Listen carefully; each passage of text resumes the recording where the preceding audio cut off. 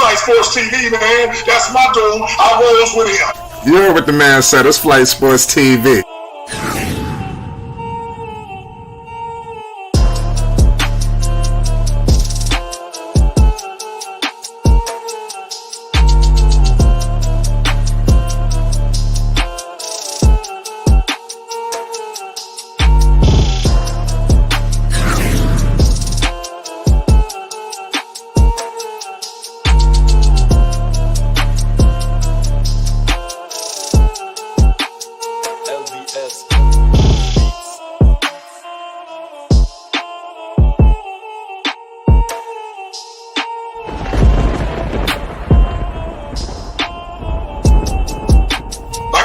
Flight Sports TV, that's where it's at.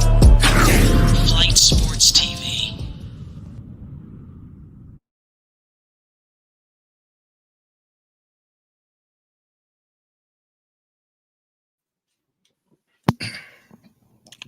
What's going on, people? It's Flight Sports TV. I appreciate y'all for checking with me. Y'all already know what it is. We back with another one of them things. And we gonna have ourselves a nice, good discussion tonight involving the Dallas Cowboys. We all know the debacle that has taken place, and there's so many ramifications after the Cowboys fell to the Green Bay Packers 48-32. It's been so many lukewarm discussions here in and here out throughout the streams and throughout conversating with many people here at Flight Sports and beyond. And I thought it would definitely be a pleasure to discuss the Dallas Cowboys tonight with everybody. Today, I'm joined with a guy, a legend in the community. You already know what it is. This man is a true Cowboys fan. I don't think there's anybody more qualified to discuss Dallas than this man. He has an exclusive podcast that y'all need to check out, the Straight No Chaser podcast. He's up to season 2 right now, doing big things, and it happens every week, and we're gonna be discussing that right now. I'm joined with the legendary Hoop Jargon. What's the deal, Hoop Jargon? It's Flight Sports TV. What's good? Man, what's the deal, man? Feeling good, man. Good to be on the show. It's been a minute, but let's get it. Yeah, most definitely. We was just discussing about Dallas, but before we get into it, let everybody know what's going on with the Straight No Chaser podcast that you have exclusive to Hoop Jargon Media. Let everybody know what's going on with that. Yeah, man. Should we actually finishing up season 3? Man, it's crazy to say 3 seasons of Straight No Chaser with 2 of my co-hosts, Dan Brown and JC Kami, man. So we be on there every day, man. Well, every Sunday that we can do it. Sometimes I got work obligations that get in the way. Yeah, man. As you see, I'm ripping triple B's right now because I just can't put them Cowboys on right now. Yeah, I mean, that seems to be the universal sentiment. What's going on right now with Dallas? Today we got news that Mike McCarthy will be still in Dallas. It was a lot of rumors and people circulating that he would be out the door, and possibly many others. You heard Dak Prescott after the game take a strong stance towards McCarthy, and I remember before McCarthy, the Garrett era, this guy got countless opportunity after opportunity when people thought he was out. So I don't know if I was too surprised at this, but clearly a lot of people are devastated with this news. What does this mean for Cowboy Nation today with the news of McCarthy still staying? And we'll get into the Green Bay Packer game as well. It can mean one or two things. Now, one thing I try to do is be a logical Cowboy fan. I try not to get too overreactionary because, it's been a long road since we last, won a damn Super Bowl. And I always try to keep in mind that a lot of people who like to relish in our losses, they've never seen Super Bowl success either.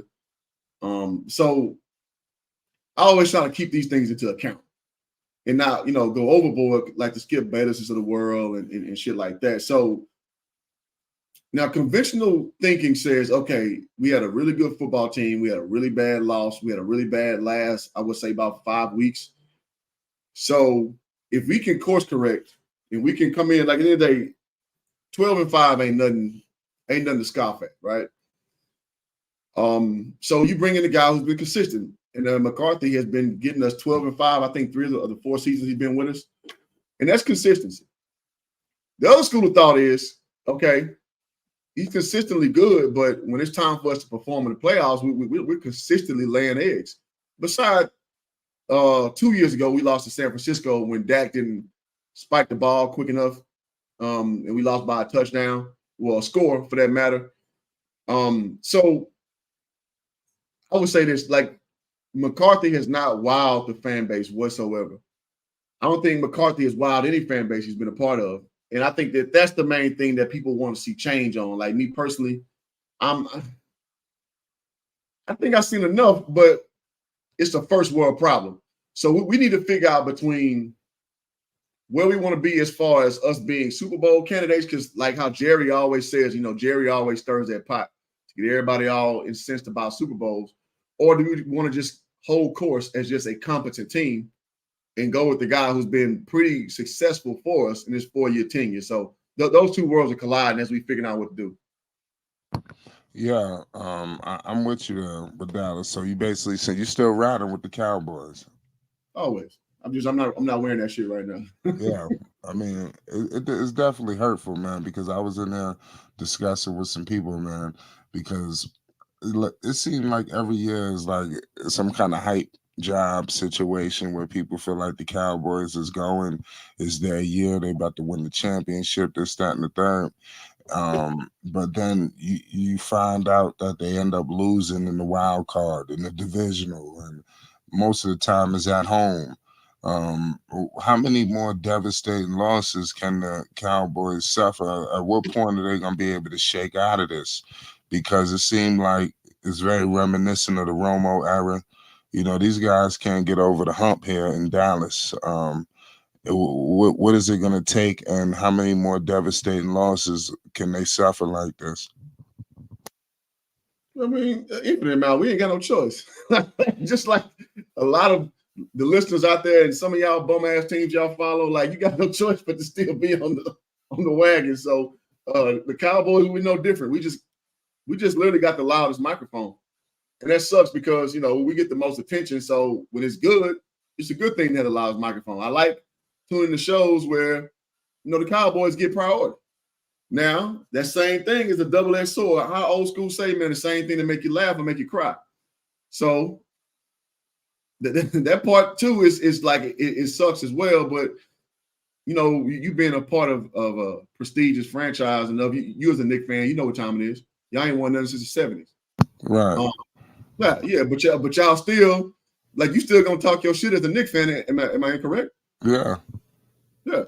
Same thing with the Cowboys. Like, I mean, on a slightly bigger level, because the Knicks are one of the premier franchises in the world. Cowboys being like the top 2.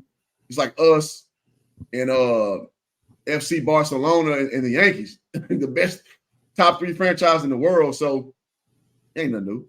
We're just gonna keep going business as usual. And it sucks because we want that moment where we gonna step up and finally, come to that pantheon where we, living up to that 5-ring expectation. But as of right now, it is what it is. Yeah, I want to read quotes from his statements today from Jerry Jones. He says that I believe this team is very close and capable of achieving our ultimate goals, and the best step forward for us will be with Mike McCarthy as our head coach. This is what he said in the statement. There is a great benefit to continuing the team's progress under Mike's leadership as our head coach. What do you think about these quotes from Jerry Jones regarding Mike McCarthy? Do you agree with it? Reread the full one. I was trying to get some more people on the stream. I'm sorry. Okay. I got you. Hold on a second. I just had to quote. Okay, he says, I believe this team is very close and capable of achieving our ultimate goals, And the best step forward for us will be with Mike McCarthy as our head coach. There's a great benefit to continuing the team's progress under Mike's leadership as our head coach. What do you think about that? I think that Jerry Jones, when he brought Mike McCarthy in, he's giving him the same loyalty that he's given like damn near every coach he's brought in. From we talking Wade Phillips to Jason Garrett, obviously now Mike McCarthy, even going back to Barry Switzer. Guys who listen to what he has to say and do what he needs to do, that they generally have a lot of, I guess, leverage with Jerry Jones. The ones who he kind of boots out are the ones who push back, i.e. Bill Parcells, i.e. Jimmy Johnson.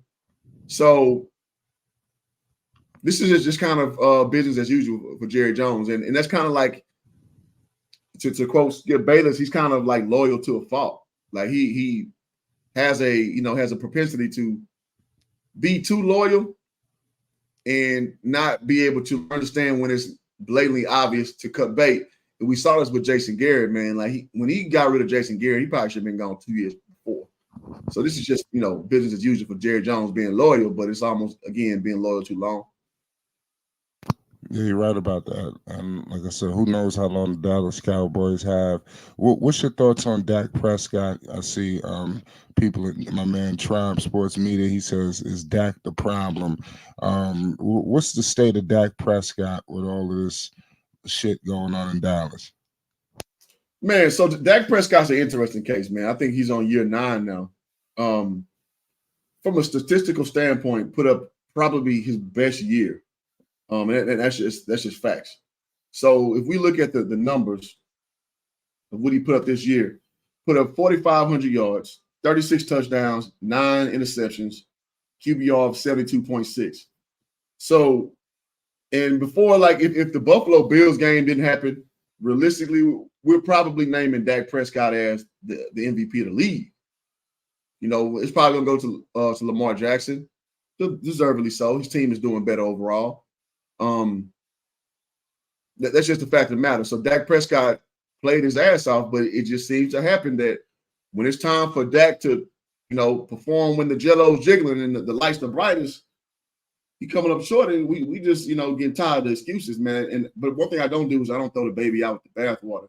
I'm not gonna say that Dak Prescott is some horrible quarterback or nothing like that. But I mean, it is getting a little old. I mean, it's been almost a decade of his shit. And this feels very reminiscent of Tony Romo, with excellent quarterback, brilliant football mind, but consistently. Now I know Romo didn't have as good a defense as Dak has had the last few years, nor as good of an O-line, but he had outside talent. Romo had the run support, something that the Cowboys didn't have this year.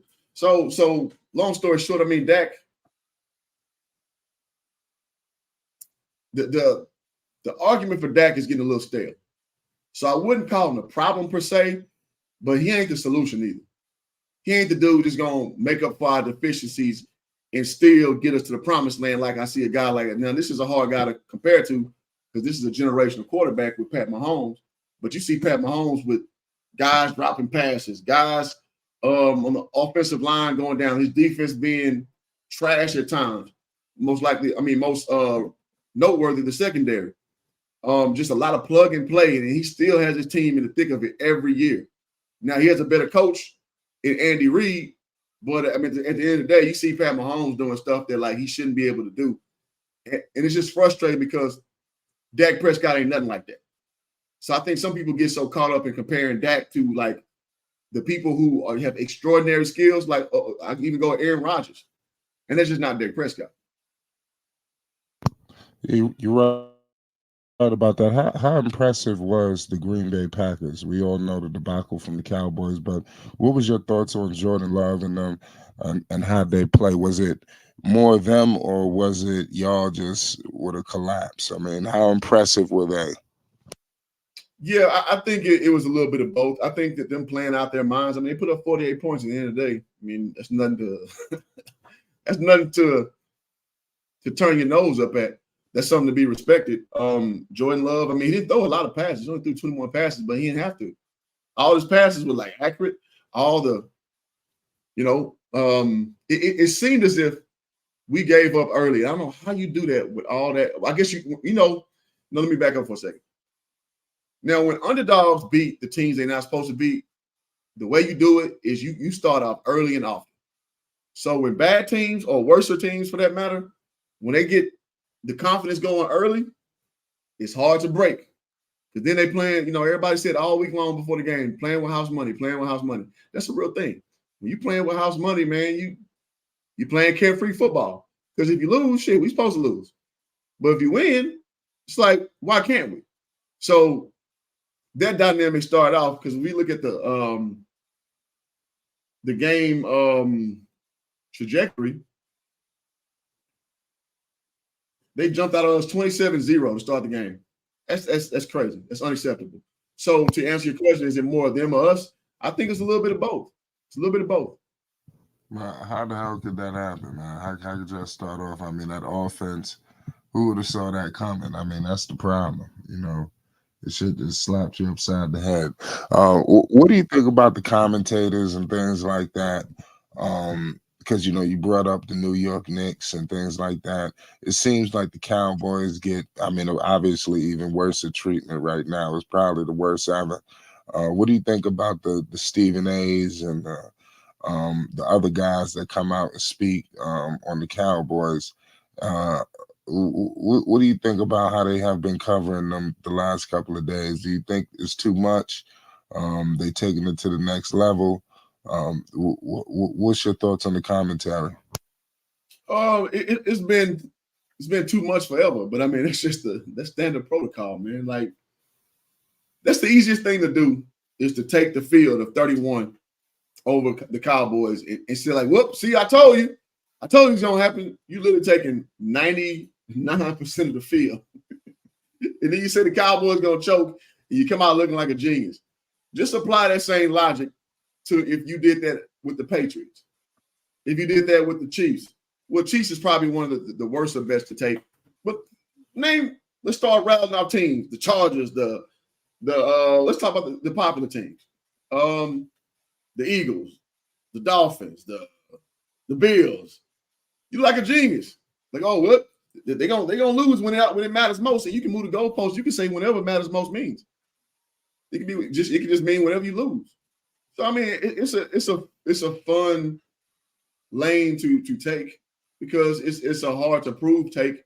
So I mean, it just comes with territory. So I try not to trip so much about that because, to be fair, and I look at a lot of comments when I look at some, a lot of YouTube like First Take and Undisputed. I look at people's comments and people just be talking about how they tired of hearing about the Cowboys, and I get it. So the fact of the matter is the Cowboys and everybody A block. They're in their first most important topic, right? In every show. Pat McAfee show, First Things First, Speak, you name it. Colin Cowherd. So I mean, listen, man, you be silly to think that smoke don't come with all that adulation too. Yeah, you're right about that. You brought up the New England Patriots. I want to go back to the news today about was circulating, floating around Dallas. What do you think about? Obviously, we spoke on them obtaining McCarthy, but what do you think about Bill Belichick being out there? Some of these other coaches, the Hardballs of the world. Would you have liked to see something like that instead of what we've witnessed today with the news of McCarthy? Yeah, and before I even get to that point, I want to talk about the Patriots, man. I remember just, I've been running the sports group hoop jargon for like about 13 years.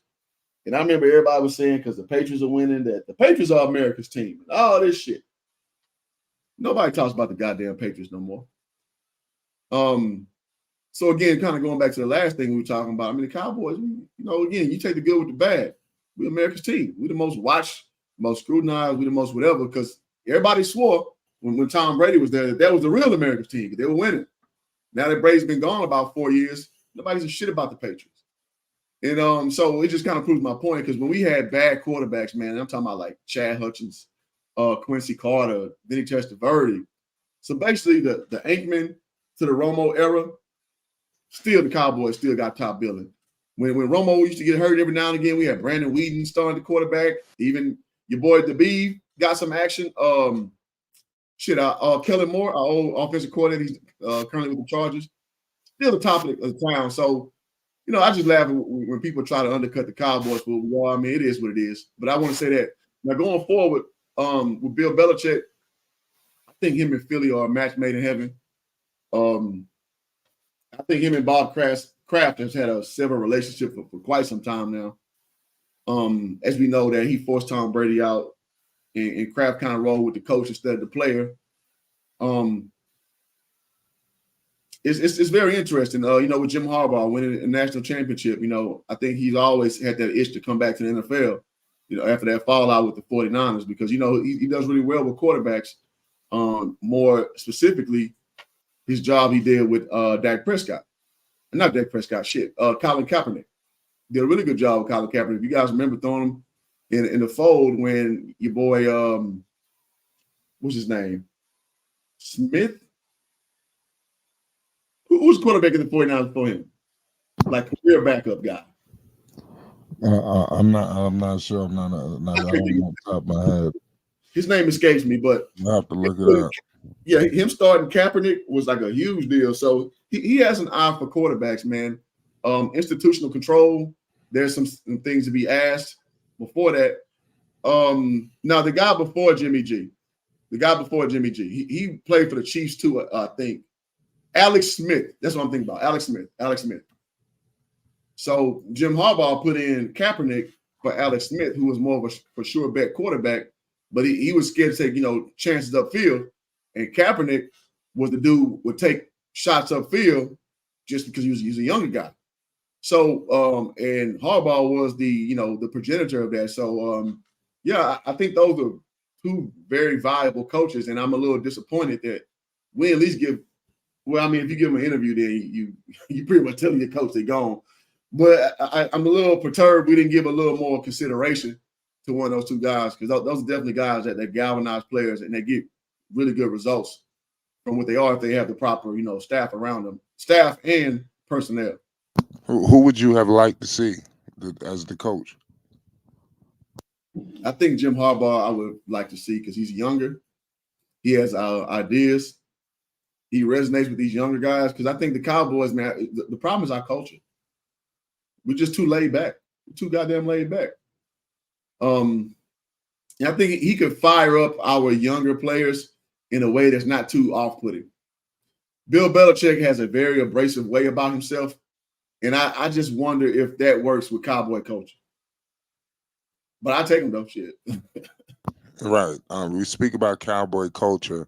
I want to get into because you got to think about it. Jerry Jones is running things out there in Dallas. What do you think about, obviously, Belichick, Harbaugh? These guys going to want some sort of control. How is that going to work with Jerry Jones out there in Dallas? Shit, it ain't going to work. We saw this with Bill Parcells and Jimmy Johnson. It ain't going to work. So if people want, again, a Bill Belichick to come through, it's just like, man, Jerry Jones is Jerry Jones. I'll say this, man, he's made a lot of smart decisions. He really has. A lot of people don't give, he's like the easiest guy to shit on, because, listen, he talks too goddamn much. Jerry Jones puts his foot in his mouth all the time, but his actual output he puts out, if we keep it trill, I would say Dak Prescott's whole year, except that 1 year in 2018 when we had Tavon Austin and Allen Hurns, bum ass, and then we had a trade for Amari Cooper that year. Besides that year, he's given Dak damn near all the weapons he needed.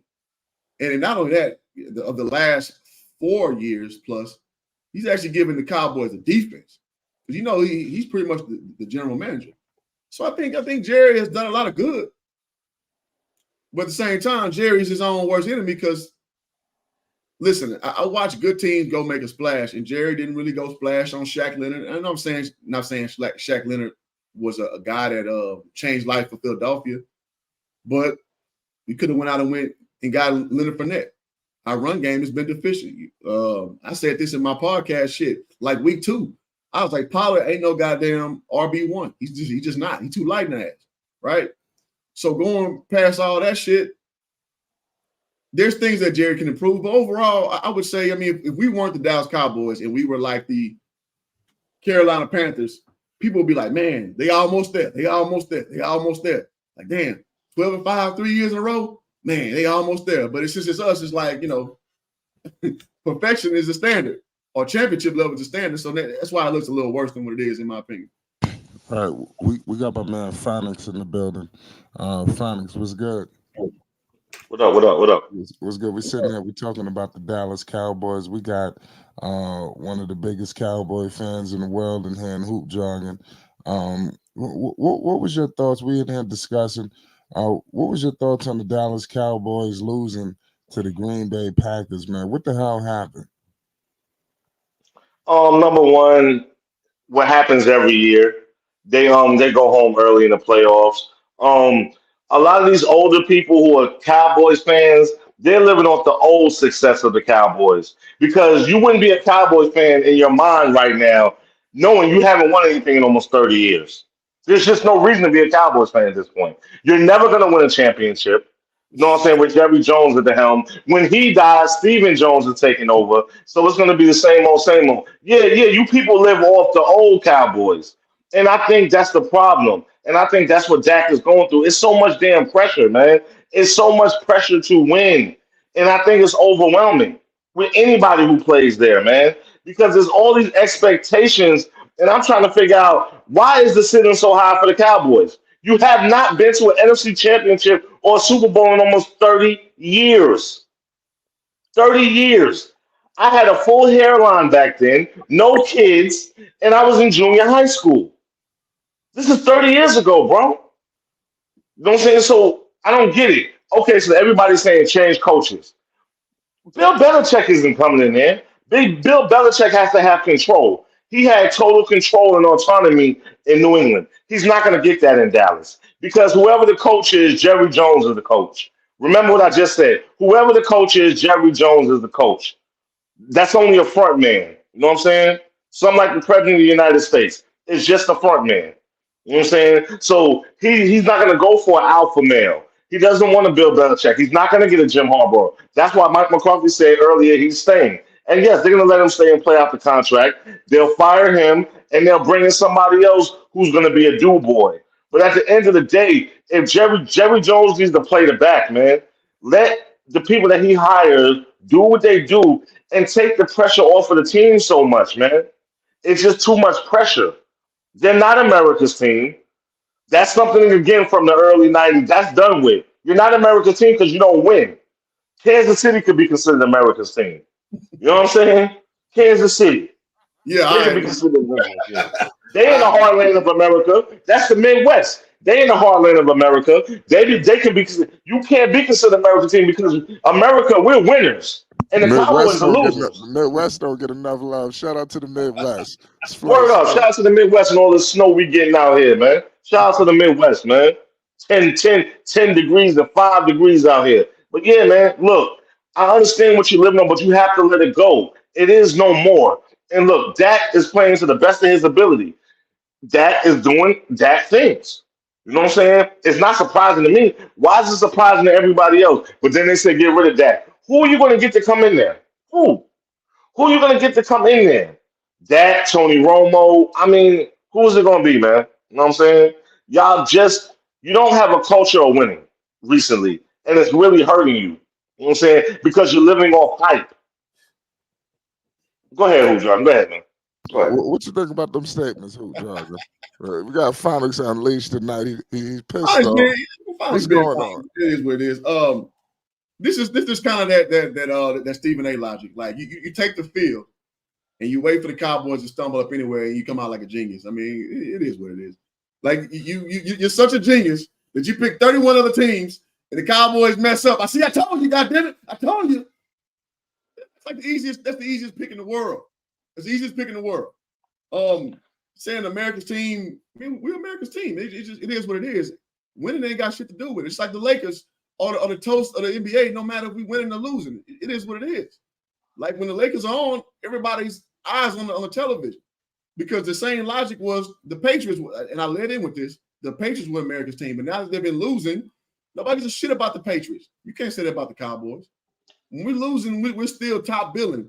And so the America's team part is good to win. I understand that part of it. But it's about the personal investment. It's about the merchandise sales and the overall fan base. That's what constitutes America's team, not if you're winning or losing, per se. I mean, you want America's team to be winning. I understand that. But that's not what the whole mantra is about. The mantra is about the whole aura of your organization. And the aura of the organization is the Cowboys are America's team, unchallenged. Thirdly, you say Dak doing Dak things, insinuating that, he ain't good enough. Then you say, who you going to bring in? That's kind of contradictory of the two ideologies. So, I mean, you got to kind of stand on one of them. So if he's doing Dak things, then we need to get rid of him then, if that's your observation. Me personally, I'm just on the school of thought that, I mean, your second part is what I mostly agree with. I mean, that there's nobody out there better than Dak to just go and snag and grab. Now, I'm not against Trey Lance and seeing what he has. And if he beats Dak out in, in workouts or whatever over the next course of the year, then so be it. I mean, you go and spend a third on Trey Lance, then shit, see what he got. We talking about a top 10 pick? Let's see what he got. So, I mean, it is what it is. I mean, I'm cool with the slander. I mean, I led in with this. When you're the most popular team, you're going to get the most smoke. It is what it is. You brought up Trey Lance. What's up with him? Nothing. There's nothing wrong with him, Flight. And hold on, let me rebuttal this real quick, Flight. Yeah, who Jordan? You look like, to me, you're a man of a certain age. America's team for the Cowboys, that's a generation that's soon to die out. That's not the younger generation. They're not Cowboys fans. They're Bengals fans. They're Browns fans. They're Jacksonville Jaguars fans. This is who they are. This is real talk. You know what I'm saying? You talking like an old head right now. And respect. I'm up there with you. But this is not a title that is an old title for an old person. No, the older generation sees them as America's team. Nobody else does anymore. You're not an exciting team. You're not an explosive team. You know what I'm saying? You're ran by an 85, 86-year-old man who thinks he's the GM, he's the coach, he's a defensive coordinator. You know what I'm saying? That's just the bottom line. Maybe they should take a look at Trey Lance, man. Hey, look, Green Bay did it. Look, they got rid of Aaron Rodgers and Jordan Love. He slid right in, and look at how he's playing. You know what I'm saying? That might need to be the thing that, you know what I'm saying? But again, we have to take this stigma off of y'all. Y'all are not, look, you haven't won anything in 30 years. You have nothing to brag or even talk about. All these 12 winning seasons, 12-game winning seasons, what is that? When you get bumped out in the wild card, man, that's shameful. That's just shameful, man. It's shameful. And I think that you should accept this. And I think right now on Flight Sports TV, we will rename America's team. It's the Dolphins. We'll give it to the Dolphins right now. Yeah, we'll give it to the Dolphins. We'll give it to the Dolphins. Okay. First round extra team, America's team, but the standard is winning though. All right, yeah, All right, so going forward again, most of this bullshit. All right, so the A block on these top billing shows disagrees with your logic off rip. Everybody puts their main material in the A block because that's when people are watching at the height. That's how you get your sponsorships. That's how you get your money. Because if people were tired of watching the Cowboys, guess what they would do? You're out of here, buddy. We're not talking about you in our A block. We're going to put you in the D block, right? Where teams like the Texans lay right now, who have a great story going with C.J. Stroud, great young quarterback, but nobody gives a fuck about the goddamn Houston Texans. So you put them in the D block, right? So jersey sales and apparel sales don't agree with your synopsis. They don't. Always and forever, the Cowboys are America's team. So I live in California, bro. Like I see it every day. The California and Cowboys should not have any correlation. They're about as far as you can possibly be from Texas. I look at I'm in sales, bro. I see it every day. Youngest, old, middle age, whatever. Cowboys have a strong presence out here in the West Coast. It is West. I've been out here for 4 years, so I don't have just Southern bias of my assessment. And shit, if anybody from the DC area, Lord have mercy, somebody tell me I'm lying. DC area, you couldn't tell who the most. You couldn't tell that the Redskins were a team out there because there's so much Cowboy presence. So I mean, you're entitled to your opinion. It doesn't make it right. There's no and then you land the plane saying the Dolphins are America's team. Get the entire fuck out of here. I was being funny with that, but can I be honest with you about some who jargon and what you just said? I guarantee you, if we check the numbers, 80% of males and or females who are 35 or under, they don't watch First Take. They don't watch these shows. They get their news from Flight Sports TV and other online channels. They're not into that. These are older people that are into that. That's a fact. You really said that with your mouth. That they don't Google look it. at the biggest. Google it. They look at clips. They look at clips. But come on, bro. Flight don't even cover the Cowboys. You don't cover NFL like that. They look at clips. They're not watching live television of this stuff. They don't have an interest in it. It's you older people. You're the ones that are keeping this thing going, man. It's not younger people. Again, like I said, if you look at this, if you was to Google right now, who's the most popular teams among 35 and younger, I can guarantee you the Dallas Cowboys are not on the top of that list. And in fact, you need to Google that right now. They're not on the top of that list. Put it up. Yeah, I just had Flight to do it. I'm talking to you. I'm talking about the most valuable franchise in the world. That's fine. The world. That's fine. What am I looking up? Okay, hold on, Flight. What you looking up is the most popular football teams among people 30 and younger. We'll just say 30 and younger, for argument's sake. Go for it. I guarantee you it's not the Cowboys. What you're proving, let's just play it your way. Let's say what you're saying is right. The main people that patronize the actual product of the NFL are the people with well-established jobs anyway. So it's a moot point anyway. I see Kellen and it says it's actually fact. They look at non-traditional. Yes, they do, but as far as you putting like a ratio of watching the traditional shows and watching independent media, it's not even close. It's not even close. Now, is independent media making a splash? Absolutely. But to say that they're taking down mainstream media, you're just flat out delusional. Okay, so if I'm delusional, then why does every major person on legacy media, which is the CNN, ESPNs, and all that, why do they have shows on YouTube? I just acknowledge that people watch YouTube. I watch YouTube more than anything. No. The question I asked you was the people like the Stephen A's and the Shannon Sharps or whoever, what have you. Why do they have shows on YouTube? It's not to reach people like you or me.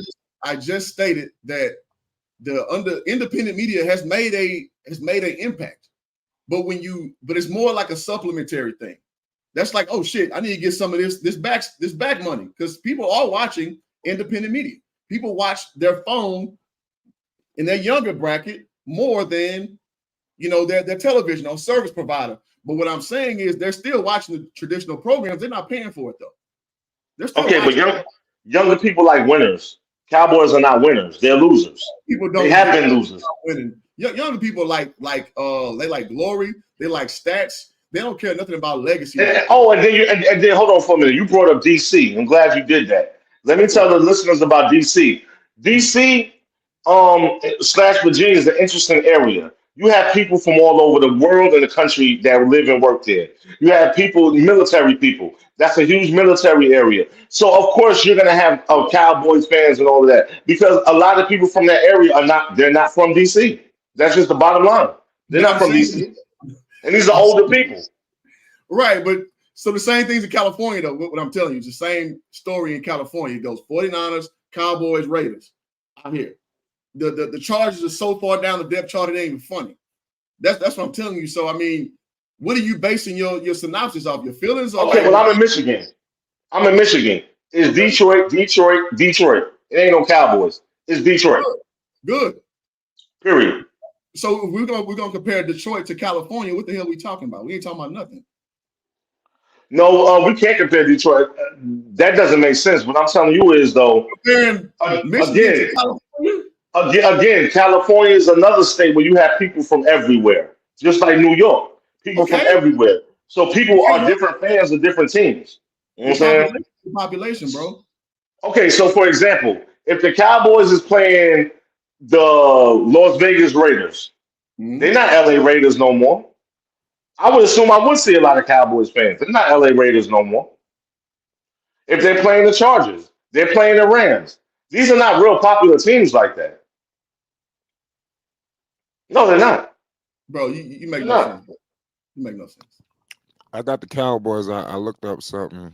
It says the Cowboys were the most searched for NFL teams over the past 5 years, according to Google Trends data from 2017 to 2022. So that's the only thing I'm getting. I mean, especially in the age gap that you're talking about. It's only old people using Google. The Cowboys is heavy. Come on, bro. Like, I mean, what we talking about? Yeah, Yeah, I if don't you think want to that's say a we question. mediocre, if you say we mediocre, I'll go with that. Like, yeah, we've been bullshitting. You ain't got no argument for me, but to try to say that we ain't America's team, which I mean, it's not even an argument I care about winning, but the fact is the fact. If you brought it up, I'm gonna challenge your position. But I mean, that doesn't really even do anything for me as a Cowboy fan. I just want these dudes to win and get their institutional control together.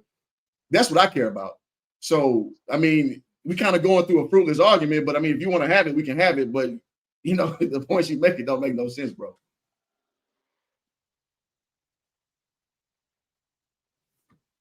Yeah, man. It's wild what's going on right now with Dallas. But y'all gonna get it together. I got confidence in y'all. Something gonna change. What next season looking like? What's Man, next? Give us the outline. yeah, I listen, man. I'm big on like, um, we gotta stop talking. Like, I'm sick of Michael Parsons with his podcast. I'm sick of him being mad that the Cowboys are getting shitted on. Like, bro, it come with the territory. If you're the most popular team, you're gonna get talked about good and bad. They both, man, I'll say it all the time on my channel, man. The hate and love always got a match. The hate and love always got a match. So I mean, listen, it comes with the territory. That's why people were saying, prognostications that you're gonna be defensive player of the year, which you only in year 3. You probably shouldn't have that kind of kudos, but you play for the most popular team, so you're gonna get that boost. But then when you're not producing, guess what? You're gonna get that work. And he tries to shield, the backlash. He's a young guy. Michael Parsons is like 24 years old. He's a young guy. But it's like you can't want it, you can't have it always. I tell this to LeBron James fans all the time. You can't have it always. So as a Cowboy fan, I just take the smoke. The smoke is it come with the job assignment. Like it's like being CEO of the company, and say you're a CEO and you delegate all these guys. You got CFO, you got your accounting manager, you got your HR department, all this shit. And say your company folds. Who are they gonna look at first?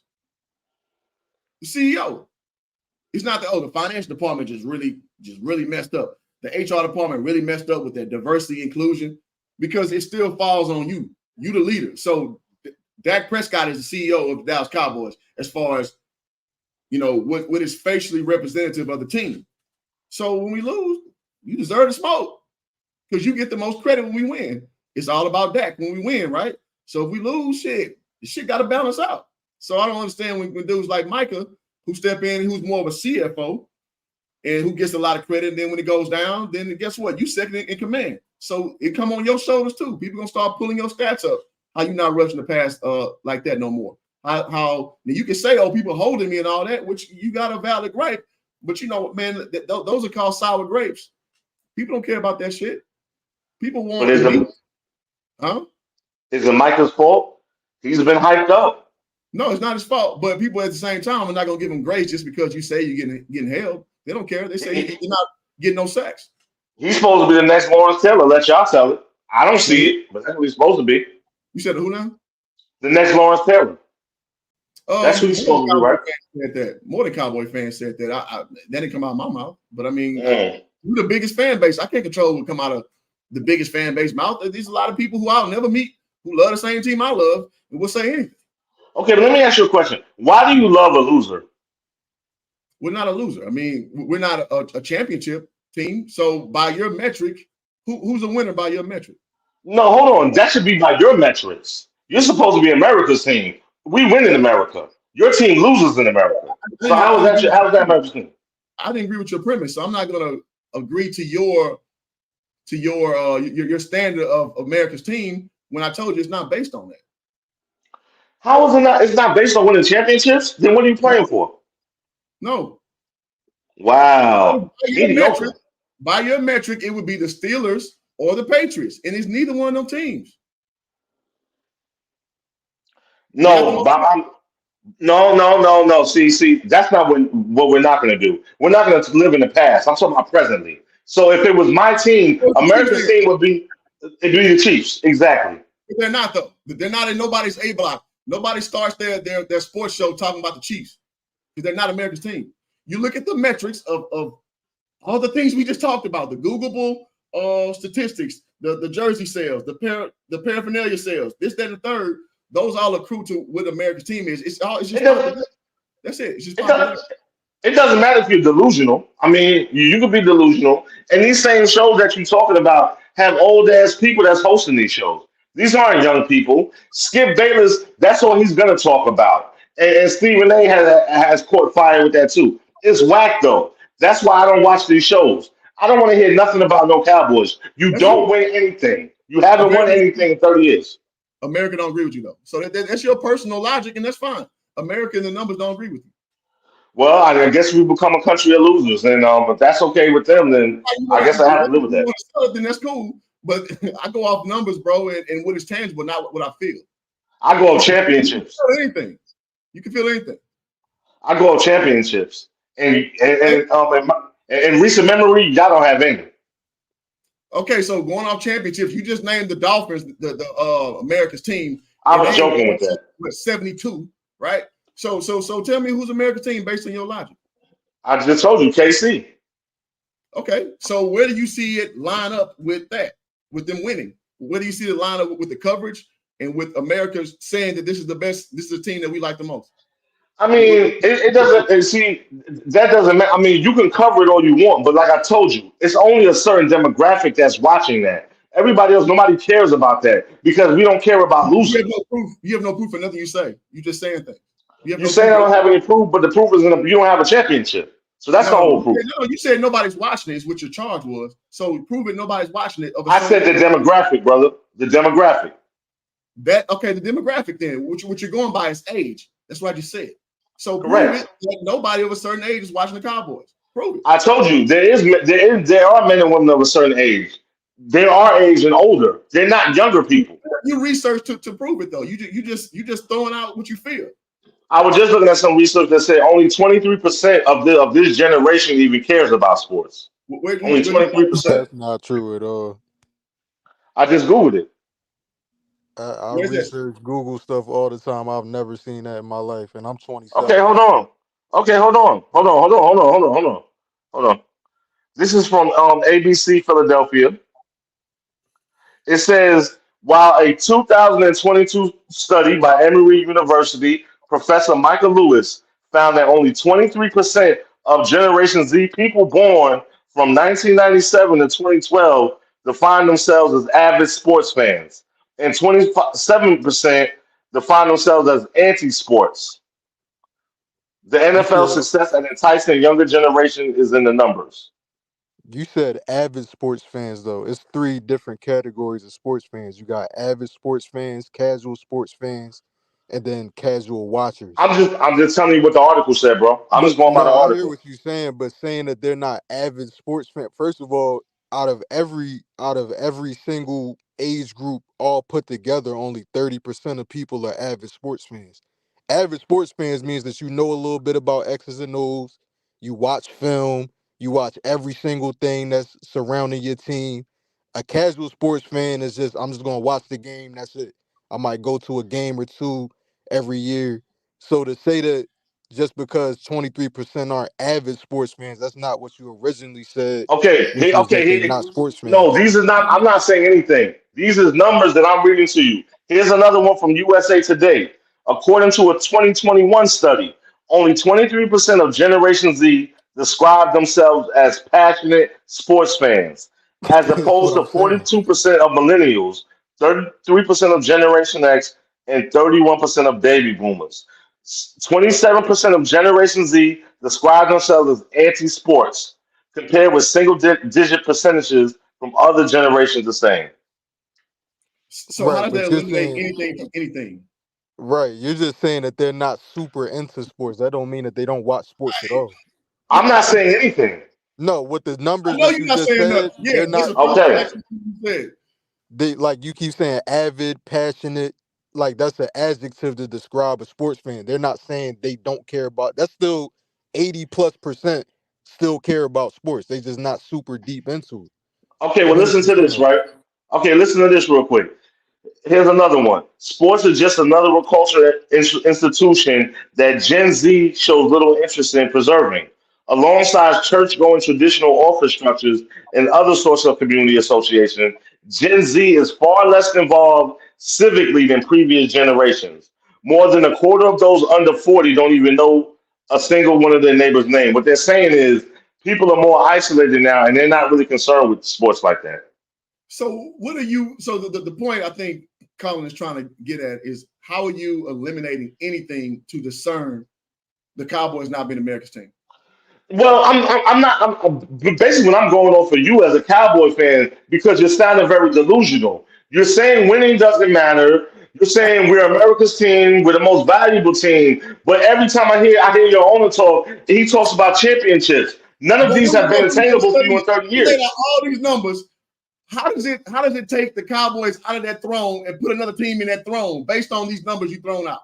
because the younger generation is not as interested as the older generation. So what team does that propel over the Cowboys then, based on your numbers that you thrown out? I don't know. I didn't get that Exactly from my my study. point.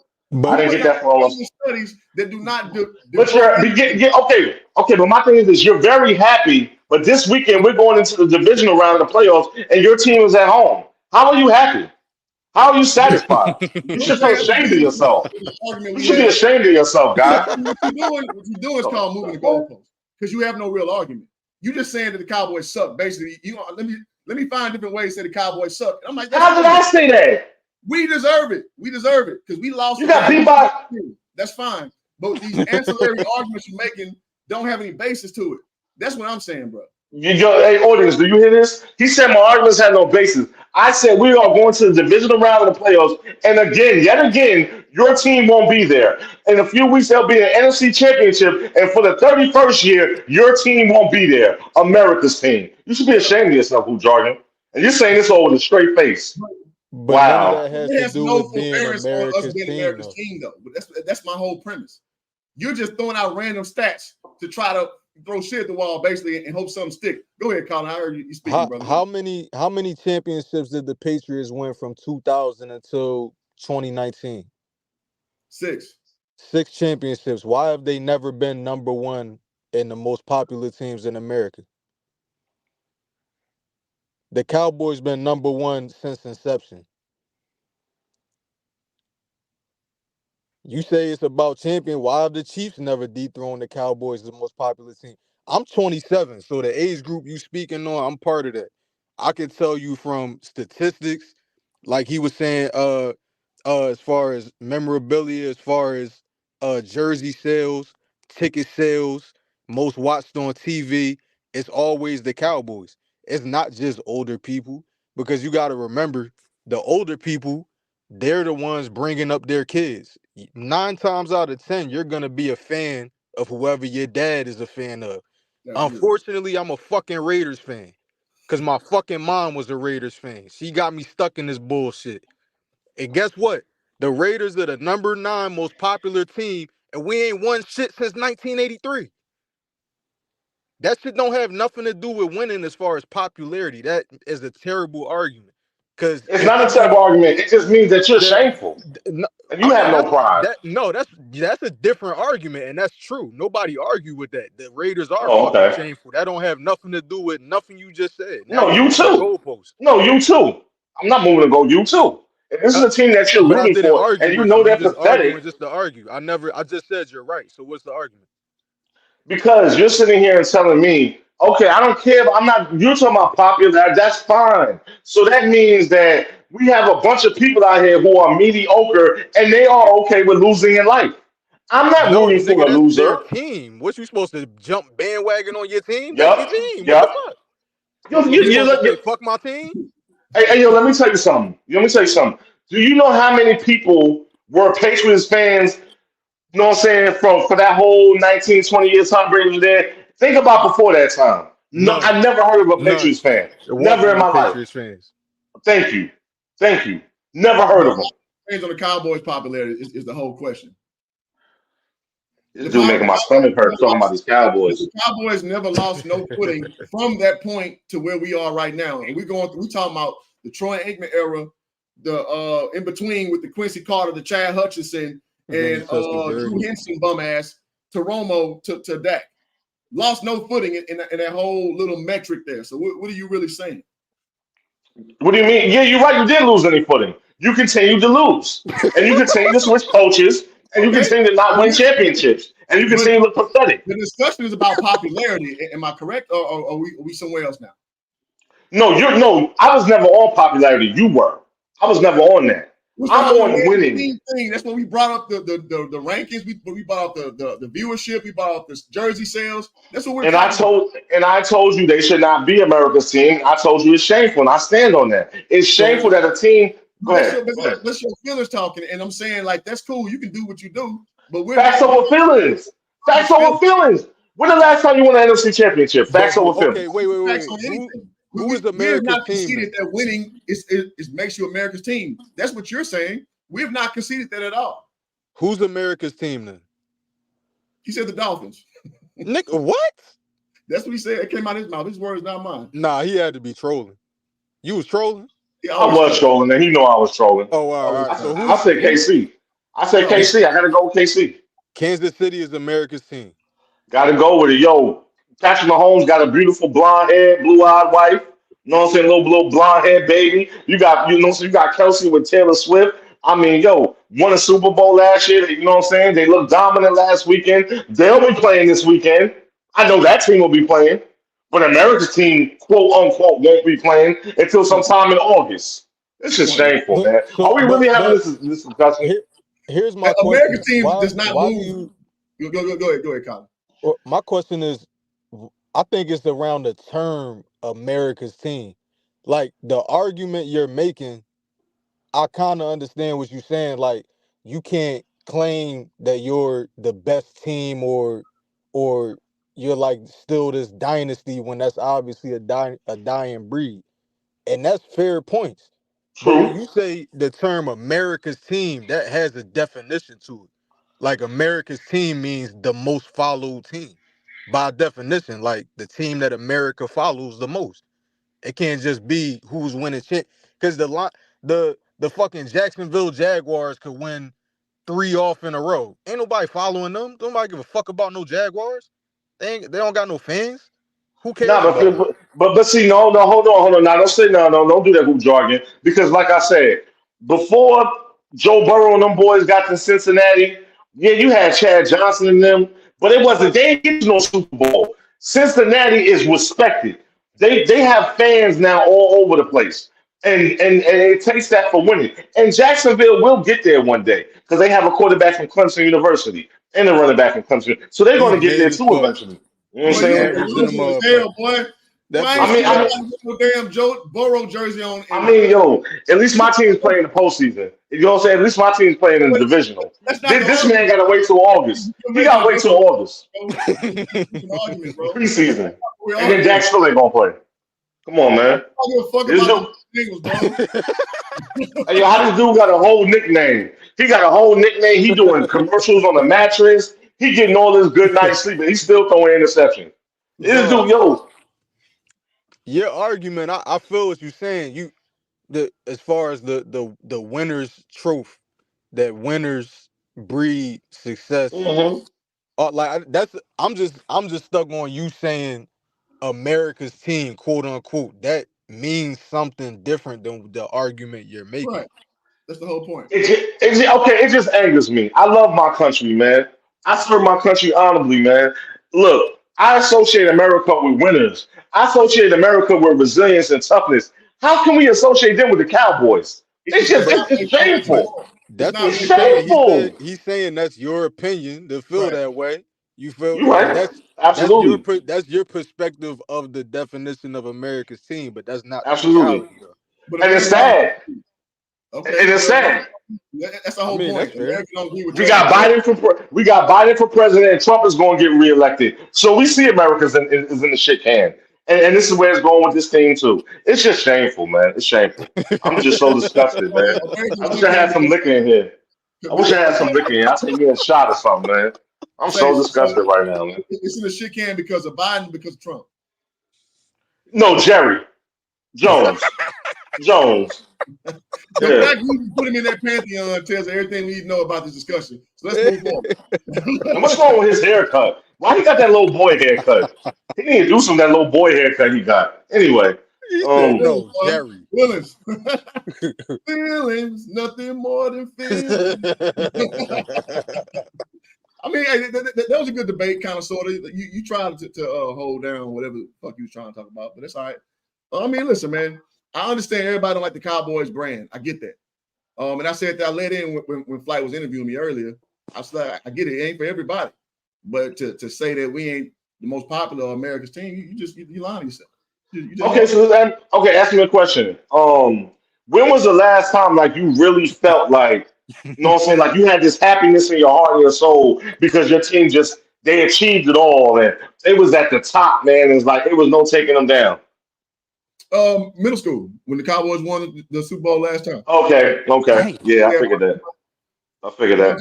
Yep, that's like 1996. Yep. Hold on. Damn, that's when I was born. No, hold on, That's y'all. crazy. Hold on. What do you mean 96? What did they win in 96? It was 95, 96. They won No. February of 96, but like the year was 96, but it's the 95 season. Oh, Phoenix, man, you wasting your time arguing with a Cowboy. Woody! Man, What's going on, Woody? them Hey, Cowboy fans delusional, man. Cowboy You fan, wasting man. your time. So talk about a Pelican fan talking about some shit. Boy, get your ass off. Look. I told you on your show that them people were gonna lay an egg, and what they did. Remember? You remember? So we got the week saying they're gonna lose, and then you Man, finally y'all do it right. Oh yeah, I told you about them Cowboys. Man, y'all do that every year, man. It ain't nothing new, man. Y'all do that every year. I like you, though, Sky. I like you, Sky. Listen to what you said, dog. You said the last time y'all won something was like 96. You know what year we in? Man, hold on. Nigga, I was born in 96. I know time passed by fast, but do you know what year we in? Yeah, I mean, but listen, it don't change reality that it is what it is. But the argument was about America's team. The argument wasn't about when last time you won a championship. I'm gonna be honest with you. American team is every team in NFL, man. That's American team, man. Every team. They got makes sense. Hey, shut your ass up, man. Look, I'm being honest. Look, this is what I mean. You got to pay attention. They jump on everything. American team is everybody that's hot for a long time, period of time. The Cowboys ran out. That's what I'm trying to tell you. It's like whoever go on that little spree, they American dream. See, you a Cowboy fan. Y'all think y'all American team. No. Everybody don't like the Cowboys. They had more people happy they lost than they won. So how the American team? It's called polarization. It's called polarization because people care that we won. You know what? Y'all niggas ain't make the playoffs, and nobody gives a fuck about the Saints. I'm gonna be honest with you. No. There's nobody teasing y'all. There's nobody making posts. The Saints ain't make the playoffs. Nobody gives a fuck about the Saints. Look, I gotta agree with you. I could agree with that dude. Nobody care about y'all. You ain't hear me come up in here and say these people was good. We know them people gonna be sad next year. I said nobody cares about you. I didn't say you was good or not. I said nobody cares. This what you understand. Go ahead. Y'all care about the Cowboys and they do the same thing every year, bro. I'm not up here trying to debate you about the things being said. Derek Carr trash, the whole team trash. I'm not about to fuss with you over that. And the care. The the Cowboys trash too, though. That's what I'm trying to get you to understand. I got to get you to admit it. Who they trash? I can say my team trash. Trash is not making the playoffs. Trash Man, is let like me tell you this. This That's what I mean. This what I mean by trash.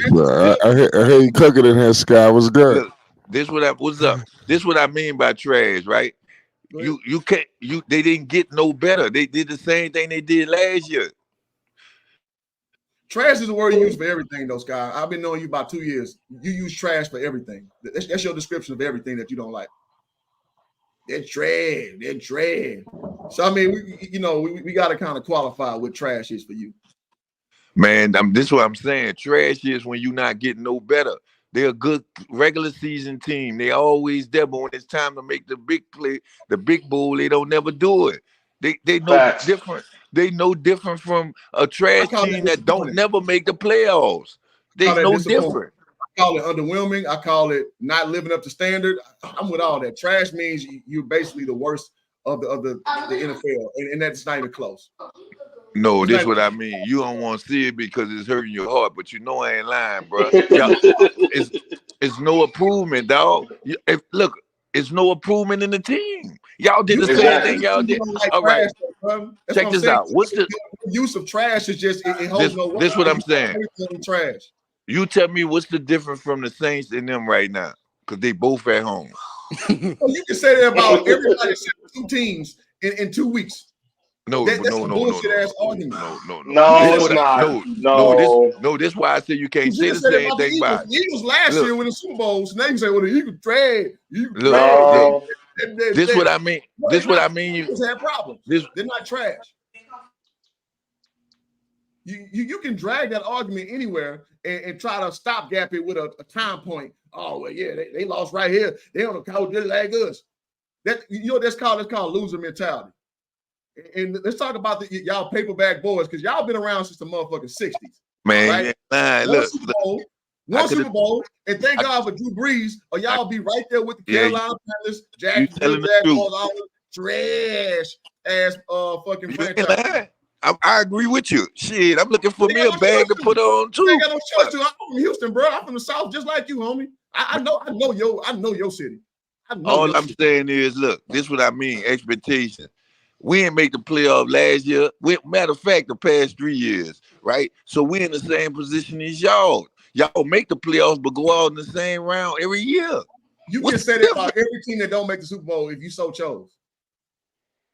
It doesn't make you. It doesn't give you any footing with no type of argument. Y'all can't even find a quarterback. And this has been about 3 years of this shit. And you have one. And you have one. And you have a quarterback. We got a dude who's gonna be run up for the MVP. Like, come on, let's be for real. Come on. He one step away from getting released. Yeah, he's not. You cannot like him. The facts are the facts. He's gonna be run up for MVP this year. Man, Dak the fact is, Dak Prescott is not a good quarterback. When you look at the film, he's not second team All Pro, homie. That's just an irrefutable fact. I feel what you're saying about accolades, but accolades don't translate to what you put on the field. Man, that boy beat up on the bottom feeder teams, man. At the end of the day, what you put on the field only matters when the lights shine the brightest. Nobody cares what you do in the regular season. Yeah, they do actually. That's how you know you have a quarterback. I mean, that you can say that, but at the end of the day, the players themselves, they don't play for regular season. They play for the playoffs. The players vote exactly. Players vote on All Pro, bro. No, the players vote. The players vote on All Pro. No, it's a separate thing. The players vote for the players AP All Pro. Then the AP press, they vote for the official All Pro. So they have a hand in who gets to have that designation of being All Pro. That's why it's different from being going to the Pro Bowl. That's why it's different. The players have a little All Pro holds more weight. Everybody knows. The players have a little more say-so than they used to. In the AP, they'll look at what the players voted and they'll kind of put that into their job. But at the end of the day, like Max Crosby, you look at all the metrics and you watch him on film, Max Crosby the best edge rusher in the league. If you watching the film, it's really not even debatable. He in every single, because most edge rushers just affect the pass game. He affect the pass game and the run game like a linebacker, but he only play on the line. And he playing a 4-2-5, not a 3-4. He not an outside linebacker. He's a pure edge rusher. He like a Reggie White type archetype. But he got second team all pro because he played for my trash ass Raiders. Don't nobody fucking watch us. So it is bias in that because the Associated Press is just a bunch of media writers. It's bias in everything. It's bias in everything. So you can't throw the baby out with the bathwater, bro.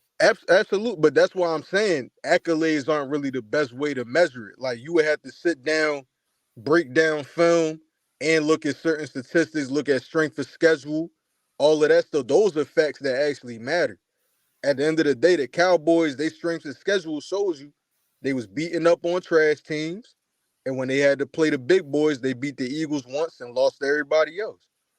They did. And they almost beat the Eagles twice, but I agree with that. Like, listen, I'm not trying to cape for the Cowboys. Like, bro, I don't know. Again, y'all don't listen.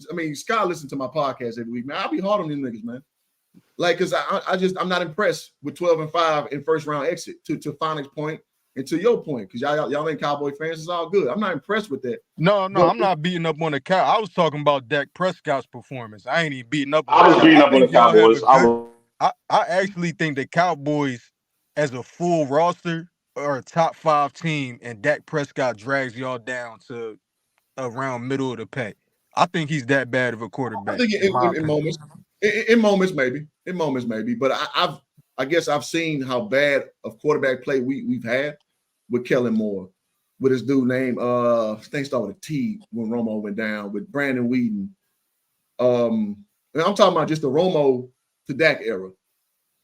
I've seen some very bad quarterback play from the Cowboys. And if we go again from Romo to Aikman to Romo era with Quincy Carter, with Chad Hutchinson, with Drew Henson, and there's another Vinny Testaverde bum ass. I've seen a lot of bum ass Cowboys quarterback play. I can't listen. I ain't happy with Dak right now, so I feel you on your premise. But as far as him bringing us down, I can't say that, especially when our defense give up 48 points against a 7 seed. I can't go all the way down the street with you on that one. So I remember when I was watching the wild card game, that pick that Dak threw that they called back the pick 6 on. Mm-hmm. I'm sitting there watching the game, and I took a still shot of it in the same line of vision. Like, a lot of times, a lot of people be like, oh, this dude was wide open. This dude was wide. You can't do that. A quarterback is about your line of vision. You only see who you see in your read progression. A lot of people like to say after the fact, hindsight, 2020, oh, this person was open. That's not how quarterback work. But in that particular play, CD Lamb was in that direct line of vision, and he chose to throw a slant to Brandon fucking Cooks, lined up against Jair Alexander. That's number one. What the fuck is that your first or second read for? That's number one.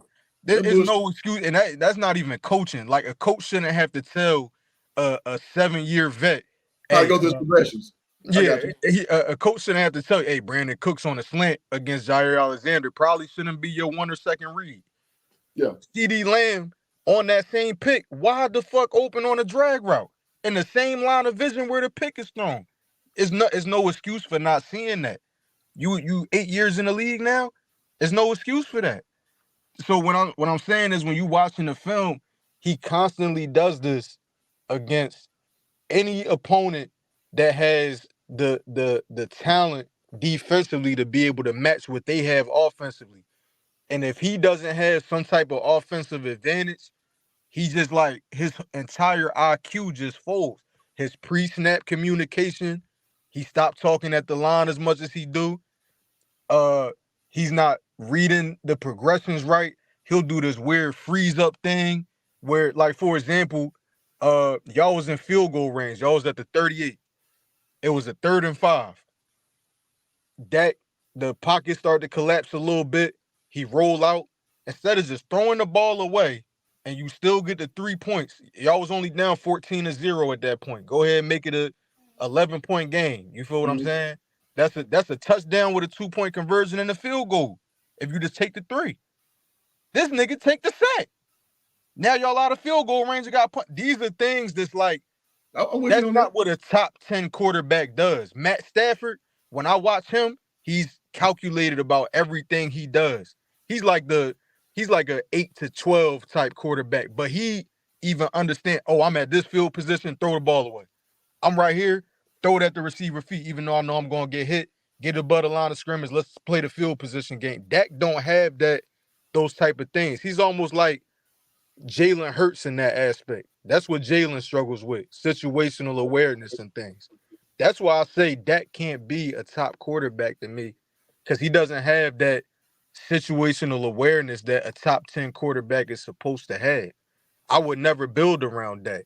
You can't build nothing around when the lights are the brightest and you playing an elite defensive coordinator that knows how to play to his weaknesses, he folds every time. Y'all got to get a real quarterback. I don't know if that's through the draft, try to develop a dude or whatever, but I don't see the point in wasting 10 years off y'all life for Dak when y'all have arguably the best roster. CD Lamb, Ferguson, even Tony Pollard. He's not great, but he's okay. Y'all got a top 3 O-line. Mozzie Smith on the other side.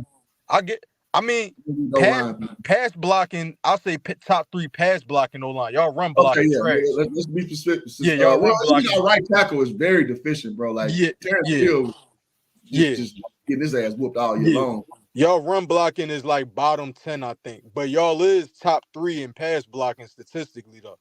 Y'all don't allow that many pressures. Y'all don't allow that many hurries. Y'all don't allow that many sacks. Y'all pretty good pass blocking.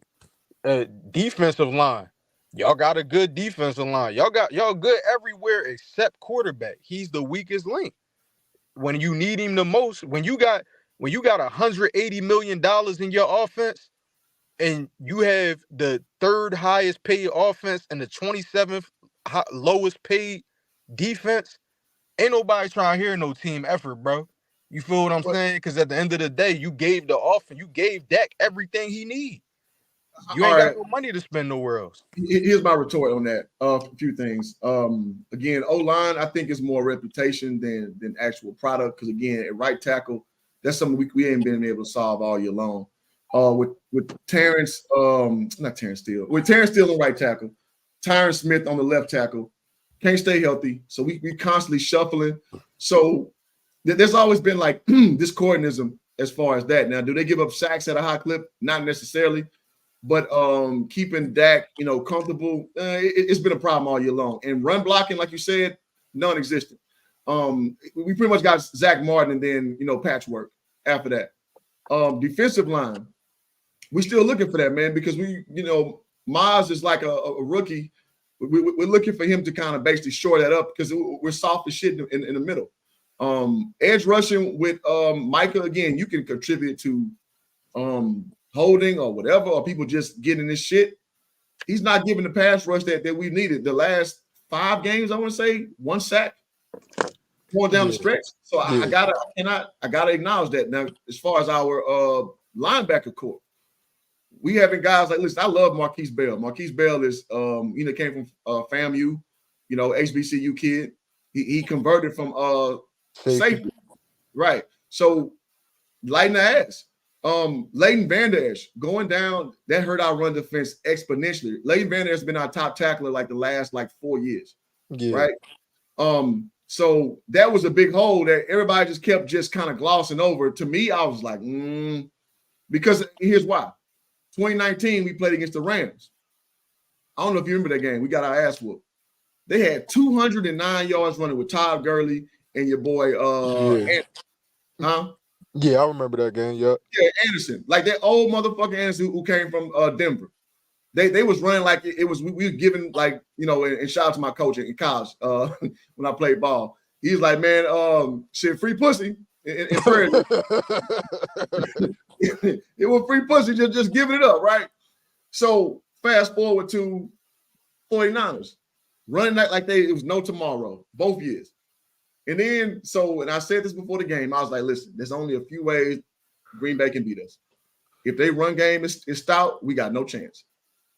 Or if Jordan Love plays out his mind, it just so happened both of them things happen. Because the play action was setting up the pass because the run was working so well. They was Right. hitting off the play action. Right. Yeah, exactly. Because again, we don't have the Gert pause to stop interior running. And that's been a problem the whole year long. Arizona exposed us first, right? So I'm not that delusional Cowboy fan who don't see the fallacies, but I'm not at the same time. I feel what you're saying about Dak because Dak, listen, I'm all for if Trey Lance beat him out, he beat him out. I'm at that point now. Like, listen, bro, you may have had a great. You know what Dak reminds me of?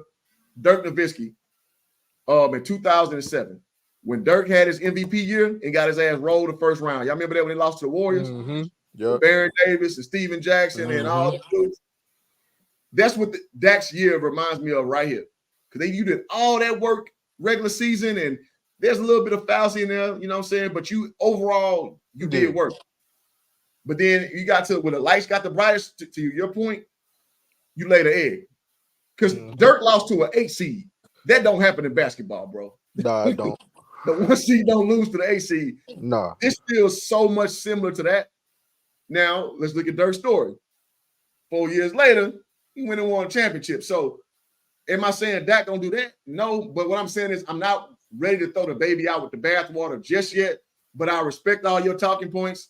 But I'm just adding to, like, the defense got issues too. And, oh, by the way, Trayvon Diggs being out, and then Gilmore being basically, hurt from the week previous. Yeah. Those kind of things add to you being a little soft. You know what I'm saying? So, overall, like I said the flight earlier, bro, all the awards on the quarterback's shoulder. So when we was winning, Dak got all the praise. I'd be a hypocrite to say he don't deserve the smoke too. Yeah. The hate got matched the love. So yeah, that's what I got, bro. Only thing I say about the defense is like, for example, my Raiders, we are the least expensive defense in the league.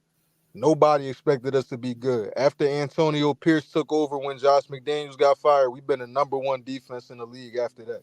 Absolutely. But that's an anomaly. You never see that. That's never gonna happen ever again.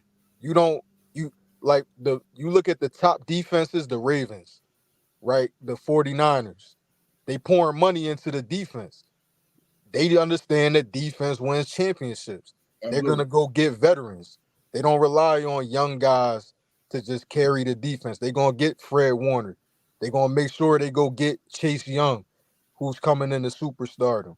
They're going to make sure they retain Nick Bosa and paying $30 million or whatever he making. They're going to make sure they retain, what's that safety name? I can't remember what they safety name, star safety. I can't remember his name. But they're going to make sure they pay their guys and make sure that they retain top veteran talent on the defense, because defense is not like offense. Offense, you can get by on talent. You can just be a super talented skill position player and get by. You don't have to have the greatest IQ outside of quarterback. Defense, you need veterans that understand the game. Defense is a chess match because you don't know what's coming. Offense knows what's coming. Defense, all you doing is backpedaling all day. It's reactionary. Yeah, it's reactionary. You have to have elite IQ to be a top defense, like the Ravens, Roquan Smith and Patrick Queen. It's like poetry in motion watching them play linebacker. Like the way they see the game, they like 3 steps ahead of anything the offense is doing. They understand every formation.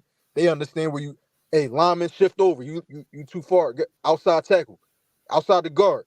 They moving their linemen around. They checking back, making sure the safety in the right place.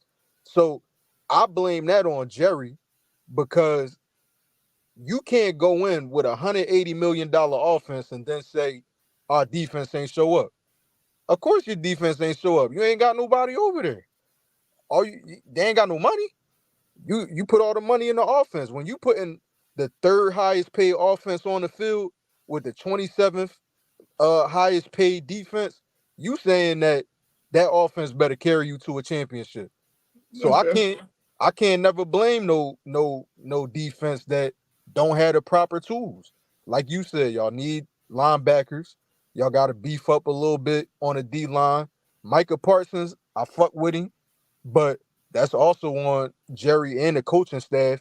The Cowboys need to be running a 3-4 defense. There's no way Micah Parsons can line up on the edge as much as he should. He is He can be a linebacker he's the Khalil Mack archetype. for sure. He's not Nick Bosa, Max Crosby, Myles Garrett. He should never be on the line. Y'all, I don't know why y'all keep running a 4-3 and 4-2-5. Y'all need to be a 3-4 defense and let Micah Parsons be a real linebacker. He runs as fast as any safety. Yeah, he He does. runs as fast as some corners, some nickel corners. For sure. It's inexplicable that he keeps lining up on that. He should get no more than 40% of his snaps on the edge. There's no reason he should not be mostly really a nickel corner almost. That's really what his role should be. Nickel corner, blitz him off the edge. Every once in a while, throw some stunts on him. Yeah, I mean, just because he can beat most guards with his inside speed if he do an inside stunt. That's what his role should be. So I when it comes to the defense stuff, I blame Jerry for most of that and the coaching staff, because you can't expect the defense to win. You can't expect the defense to even be serviceable when they don't have the tools available to do so. Yeah, well, I mean, I blame Dan Quinn because I think he's a great defensive coordinator. But his style, again, running a lot of 4-3, running that 4-2-5, having that safety heavy, a little hybrid style, as it were. Yeah, that worked for Seattle. Right. You had some guys who were in that between, how can I put it, stature archetype, where it worked out perfect. You had a Hall of Fame corner like Richard Sherman, right? You had Shaquille Griffin to work with, who won't be a Hall of Famer, but Hall of very good. For sure. Javon Curse back there. You had Cam Chancellor back there. Mm-hmm. Like we ain't got that personnel. We got Earl Jordan Thomas. Lewis. Right. Earl, yeah. Lord have mercy, how I forget Earl Thomas. I'm a UT fan. Earl Thomas. Right. So he had a better group to work with to circumvent, well, not circumvent, but to execute that line of thinking. And listen, I give Marquise Bell a lot of credit for being able to convert from a safety to a linebacker. But at the end of the day, he lighting ass. 6'2", 210. Yeah. That ain't gonna get it, bro. 220 soaking wet. 220 soaking wet. So those kind of things need to get shored up. And you're right. I mean, and you got to go get personnel for that, whether it's veterans or whatever, or maybe take a step back and listen, man, we might have to float Tony Pollard out there and just get an old bruiser. Go get Leonard Fournette, pay him veterans minimum, and let him just go earn his keep, as he ride off to the sunset, because we've seen that finesse run game ain't worth a dime. So what I would do, I would keep Tony Pollard, and I did a mock draft earlier. Who I got y'all taking in the mock draft. I say y'all say fuck all the projections, jump up and take Blake Corum, 24th pick. Take Blake Corum. Where you played at? Huh? Where you played at? Starting running back, the light skinned boy for Michigan. Starting running back, light skin, number 2. Got you. Make him your workhorse. He an all-around back. He can catch it out the backfield, but he can also give you 20 carries a game. Yeah, real shifty, but he can lower his shoulder. Yeah, put belt the ass. Keep Tony Pollard as the change of pace back. You got your 1-2 punch right there. Well, I'll tell you this, though. You know how I wanted last year with that same line thinking? I wanted Bijan Robinson last year. Oh, yeah. Man. Yeah. I should have traded up for him. Huh? I would have traded up for him if I was y'all. And that's what I was kind of proponent for. I was like, man, Bijan Robinson is watching him at UT. Again, I'm a UT fan. Mm-hmm. That dude can do everything. And, Atlanta is the wheels, the tread falling off. All they got is like Pitts and him. They ain't got too much more. Right. Yeah, man. So I was hoping for that. So, yeah, I like your line thinking there. It's just because, listen, I was good with us getting rid of Zeke. Because in my opinion, we paying Zeke too much money. And his ability had gone down a little too much. Yeah. I would love to have him back to be our just straight up tandem running game. Go back to what we did when we was good with Romo. when we had Jones, we had Marion the Barbarian, rest in peace to him, and Tashard Choice. Mm-hmm. That three-headed monster at running back. Or when we had D'Amico Ryans, Marion Barber, and it's another third we had. I know you talking about DeMarco Murray. Yeah, DeMarco Murray, Marion. We had another third with him. Maybe Choice was with him, but we had with the Jones Murray is a third one with your boy Morris, who ended up going to the Redskins. He came back before he retired. You remember him? No, I would have to look him up. I don't remember. Oh, he's a big back. He went to the Redskins and did his thing, and he came back to us 1 year before he retired. His last name was Morris. So we've had success with that tandem run back game, and we kind of went away from that with that three-headed monster at the running back. So I would like to see that come back because our run game was putrid, man. Just being frank, it's putrid. We couldn't get small conversions because Tony Pollard, listen, man, that A-gap running, man, it just wasn't there. Yeah. Even running on goddamn Zach Martin's side, bro, just getting stuffed. Yeah. That's just facts. So no, but I mean, I like this discussion. And I like your perspective because you really gotta get into the weeds with talking about the Cowboys' problem. It's easy to say they trash, they suck, this, that, and third. But there's like real intricate shit that the Cowboys need to fix. And I think leadership is the biggest thing. That's why I'm a little perturbed that we didn't go with, exploring the option at head coach, because I just think it's gonna be more of the same shit. So that's my biggest thing going into the next few weeks of thinking about this shit. And that's why I say I blame Jerry the most out of anybody. There's no way you watch that. Well, we gotta call it what it is. That was a meltdown by Mike McCarthy. That was a meltdown. And not only that, I would have fired him just off the simple fact of, my guy, you ain't go get Derrick Henry at the trade deadline? Bruh! I'd have fired him after I seen that run game against Green Bay. I'd have looked right at Mike McCarthy. Hey, bro, tell me you reached out to the Titans, right? Oh, no? All right, you have a nice day. Yeah. Bro, get Mike Vrabel on the phone. Bring Bro, Derrick Henry with him. You correct. Because what he the was fuck to was be that? gotten. He was to be gotten, bro. Crazy. Is no, and you know what? Let me not put that on Mike, because I don't. At the end of the day, you never know what discussions go on behind the walls. That could have been Jerry's call. Maybe Jerry passed on Derrick Henry. You never know. Whoever is responsible for letting Derrick Henry slip through the. If Derrick Henry was on the Cowboys from week 10 on, they the Super Bowl champions right now. Because Dak Prescott is a great game manager. Everything I talk about Dak Prescott, that's from the perspective of him being a top 5 to 10 quarterback, which I don't believe he is. But as far as being a game manager only, if you take a lot of the pressure off of him and all he got to do is manage the game, he probably the best in the league at that, in my opinion. So if you got Derrick Henry giving you realistically 70 to 90 yards, bring Tony Pollard in, he give you a little 40 piece. Yeah, I mean, let Dak get his little 220. Ain't nobody beating the Cowboys like that. Derrick Henry, you get to the goal line, he getting you the touchdown. For sure.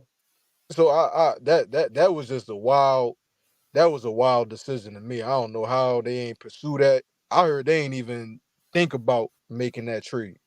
I'd have gave up whatever the fuck the Titans wanted for that. Second round pick, whatever. It don't even fucking matter. What y'all want? It don't matter. Because that's the chip right there. Bro, I'm with you 100%. I brought it about my last live. I was like, how would life be changed if we had Derrick Henry? Derrick Henry would just short yardage gaining or just game planning. And what it sounds like is you kind of view Dak to be more of a Russell Wilson. And for sure. Listen, I'll walk down that train with you on that one.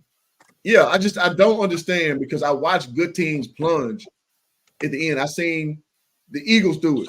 I seen go get AJ Brown. I mean, they didn't win a Super Bowl, but shit, they got goddamn close. I see the Rams go do it. Go get Ndamukong Suh. Go get Odell Beckham Jr.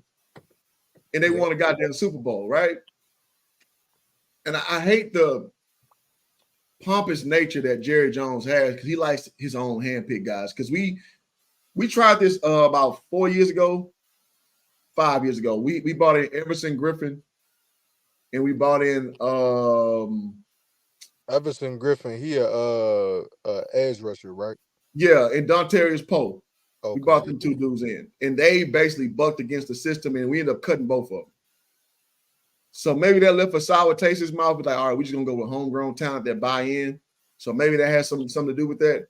But like, man, at the end of the day, you got to go all in. I'll take it to another sport.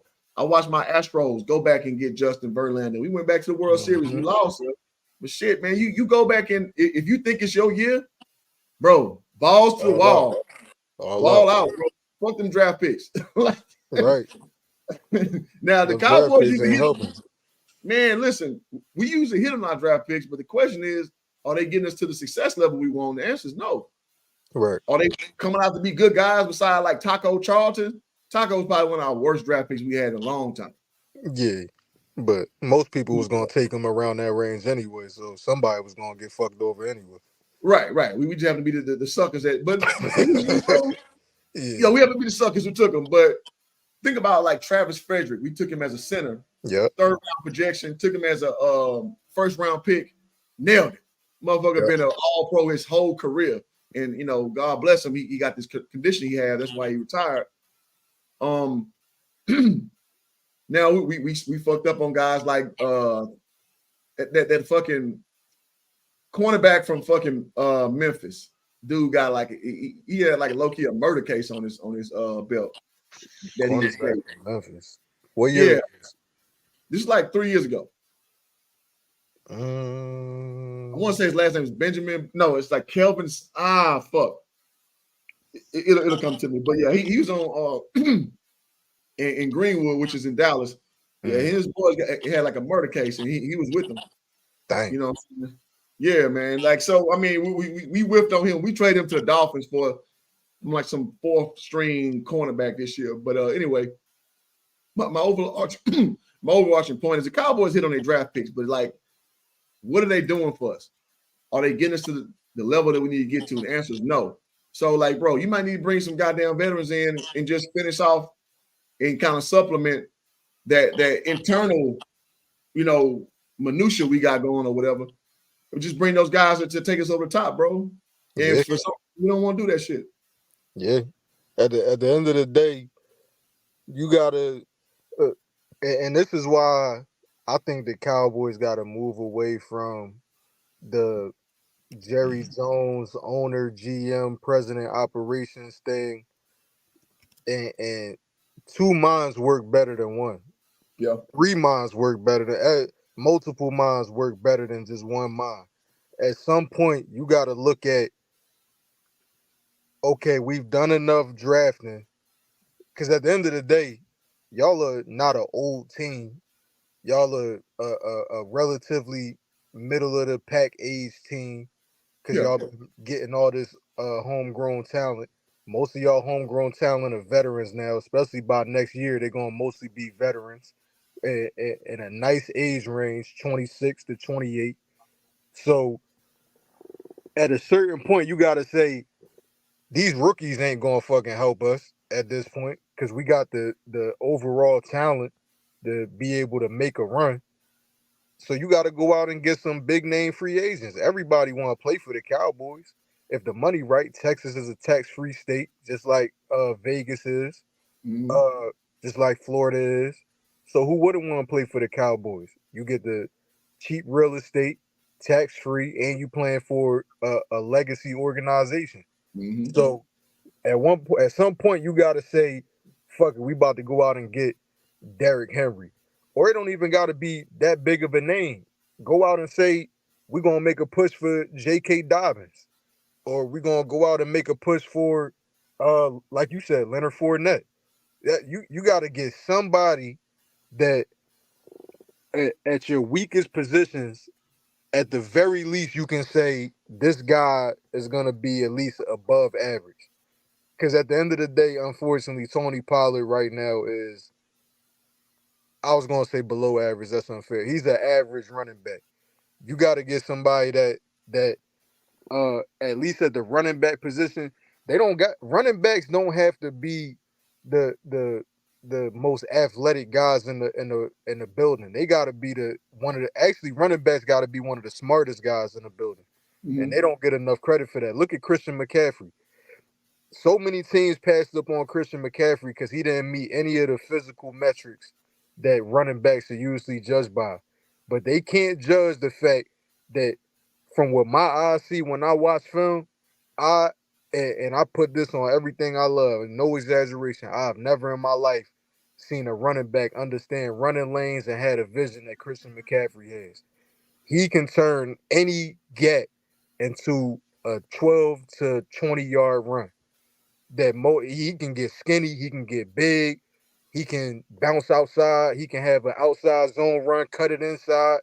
I never and he does it without having to dance around. He just soon as the play start, he know where it's supposed to go. Yep. Yeah, he see everything. And that's really all you like Leonard Fournette, his vision is underrated. He's a power back, but he got real good vision. He gonna minimum get you 4 yards every play. That's all you need. Get you to a 2nd and 6. Take that 2nd and 6, get you into a 3rd and 2. Now the game is manageable, but when you always playing with a Tony Pollard and your first run is now it's 2nd and 8. Second run, now it's 3rd and 7. That's a hard game to manage when you always playing behind the sticks, 3rd and 7, 3rd and 6, 3rd and 9, Absolutely. Yeah. 3rd and 10 even.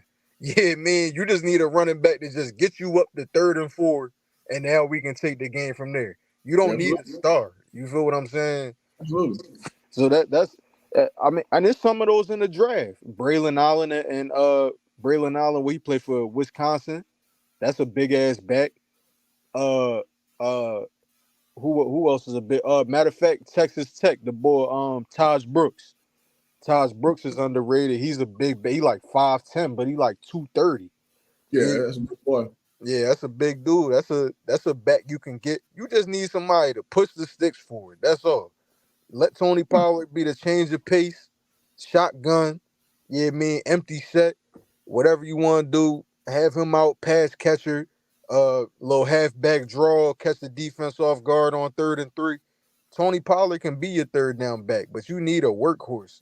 Absolutely. And that's not that hard to get, so I really don't understand what Jerry's logic is and how he's been constructed. I really think that he misjudged Dak. I think he really believes Dak is a top 5 quarterback, and he thinks that Dak can carry the team passing the ball 40 times a game. I don't understand why after 8 years he still thinks this, but Dak is at his best when he's throwing the ball 20 to 25 times a game, and the run game can kind of carry the team and control time of possession. If you don't got the best defense in the league, you got to control time of possession offensively. That's another way to help your defense. Right. Absolutely. It's definitely been a wild situation with these Cowboys. I want to shout out my man Hoop Jogging for stopping by with us tonight. Make sure you go check him out. He got a lot of things popping. Hoop Jogging, pardon me, let everybody know where they can find you. Yeah, man. Every social media platform at a Hoop Jargon. Obviously on YouTube, Facebook, Instagram, Twitter, all handles. If y'all don't know my background, I played pro ball overseas. I played Division I basketball. I know a little something I'm talking about, goddamn it. So, and I gotta say, I appreciate Dayo hopping on because may not agree everything fundamentally, but very knowledgeable brother, being only 27 years old. You know, I just turned 40. I don't dismiss people because of their age. It's just what you're talking about. So some of my other panelists are talking about that dumb shit. I'm like, no, don't make no sense. But nah, man, I love Sky, man. I love Phonics, man. I get how they operate. It is what it is. But I appreciate that, y'all. I got to say that. This has been good banter. Not even banter, just discussion. Just about what you see, the idiosyncrasies of the team, what you fix. And that makes for good content, man. It makes for solid content, not just trying to get for number shit. Right, yeah, and that's how it got to be. You're absolutely right. This was one hell of a show, man. Throughout. But appreciate you, Hoop Dragon. We're gonna definitely do some more work in the future, man. Have a Sure. good night, man. Take it easy. Yes, sir. All right, buddy. You be safe. Yeah, Dale, man. I appreciate you. For rocking with us, man. You a Cowboy fan? Hell no, I'm a Raiders fan. Yeah, Unfortunately, right. So, what you think the Cowboys gonna do, man? What is it gonna take to get back right? You think next year is the year? nah, man. I think as long as Jerry is at the helm, it's gonna be a question mark. Jerry, he gotta. I think at some point he got to get another person in the building that gives him a different perspective because the way he's building the teams is you can't keep relying on Dak. You gotta lessen the load for Dak and make his job. He make him the Russell Wilson. Go get you a Marshawn Lynch and build a defense up. That's how the Cowboys get back to greatness. I agree with that. I truly hope the Cowboys do get back to greatness, man. Your Raiders, I don't know what's up with them. What's the direction of that? I mean, I'm hearing they gonna let go of what they got Adams over there. What I heard his yeah, name with the Jets. nah. See, the Raiders, our only problem. Uh, so we had Josh McDaniels. Last year we hired Josh McDaniels, Patriots ex offensive coordinator, and then this year he was let go when he went 3-5. Then we got Antonio Pierce to take over as our interim head coach, the ex linebacker for the Giants that won the 2007 Super Bowl from them. And when he came in, he the best Raiders coach I've seen my entire life. The players bought in. Ever since Antonio Pierce took over, we've been the number one defense in the league since he took over. So we got a lot of promise right now. As long as they bring him back as the official coach, I think we got a lot of promise. We gotta figure the offense out, but when you got the defense and you got a number one defense since he took over for 10 weeks, uh, all you really gotta do is draft often. We really a quarterback away right now. That's it. And that's a it's hard to find a quarterback, but if we can find a quarterback, it's gonna be scary. Antonio Pierce went 5-4 his last 9 games, finished 8-9. Not terrible, you know, average season. But the projection that we was on with Josh McDaniels, we was 3-5 at a certain point. So I think it's looking up for the Raiders, but we still gotta sit back and see. We need a quarterback. We need a right guard. We need a defensive tackle. We get them three things. I think the Raiders definitely gonna make some noise for sure. I'm with you, man. It is what it is. I hope the Raiders figure it out. A lot of teams got to figure it out, but I think, like I said, next year is gonna be something for everybody. Everybody get a fresh start. So, as all of the teams in the field right now, if you could put a team, who you got winning the Super Bowl? I ain't gonna lie. I usually don't go with the favorite. Uh, but I gotta go Niners. I gotta go Niners. I don't see anybody dethroning. I think the Ravens gonna beat the Texans. I actually got the Buccaneers upsetting the Lions. Um, Me too. yeah, I yeah, like Detroit, but I like Baker Mayfield. yeah. I think the Lions' biggest Achilles heel is that Jared Goff does not perform well under pressure. Uh, and the Bucks, they bring a lot of pressure. They gonna blitz you all night. They got a 51% or 47%, almost a 50% blitz rate. They gonna bring nothing but cover zero, cover one, uh, uh, all night man coverage. The Lions, they like to throw a lot of screens, but when you got a team that run to the ball and tackles well, which the Bucks do well, all that screen stuff and spreading the ball wide, that stuff don't really matter. So I think the Bucks get that upset. Uh, Who else plays the Packers to play the Niners? I don't see them beating the Niners. I don't think they got enough talent wise. All that heart goes a long way, but at a certain point, uh, some talent is just gonna beat out heart at a certain point. So I think the Niners get that dub. I think I got the Ravens beating the Texans. I got the Bills beating the Chiefs. Then I got the Ravens beating the Bills in a close game, and I got the Niners beating the Bucks easy. I ain't gonna lie, I feel sorry for the Bills too. The Bills always lose. They like the Cowboys too. It's like that's what I'm saying. Like you talking about, you got the Bills, the Chiefs. I mean, the Bills could very well lose, and that'll be another situation where they flop again. So Yeah, you got a lot of people on flop watch. yeah. I think the Bills definitely on flop watch for sure, but I just got the Bills. I don't see the Chiefs receivers showing up enough. I think they showed up last game, but I think the Dolphins, that was a great matchup for them.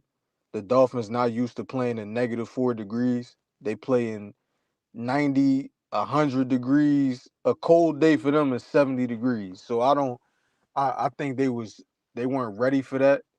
And I think that benefited the Chiefs a lot. But I think against a team like the Bills, and you got Sean McDermott at the helm, who's a defensive coach, I think the Bills know exactly what to expect from the Chiefs. I think they still got a little bit of blood in their mouth from that overtime fiasco from a couple years ago with the Chiefs, and I think they come out hungry. They're not gonna play with their food at all. So I got the Bills beating the Chiefs, but at the end of the day, that's Patrick Mahomes. It don't even matter what the odds are stacked against them. Patrick Mahomes, like you said, the Chiefs can always come out and get that. But regardless, even with that, even if the Chiefs beat the Bills, I still got the Ravens beating whoever in the AFC Championship. But I think at the end of the day, the Niners, they beating whoever comes out the AFC. I think that if they stay healthy, if Brock Purdy's healthy, I got the Niners taking it all the way. But I wouldn't be surprised if Lamar or Mahomes get the chip either, though. Yeah, I mean, I'm with you. I completely agree. I hope everything works itself out. But we're gonna pull back up tomorrow. It's Flight Sports. We're gonna continue this NFL discussion. Dale, come rock with us, man. You definitely got great insight. We want to hear from you more. It's Flight Sports TV. You already know what it is. Flight Sports TV, man. That's my dude. I rolls with him. You heard what the man said. It's Flight Sports TV.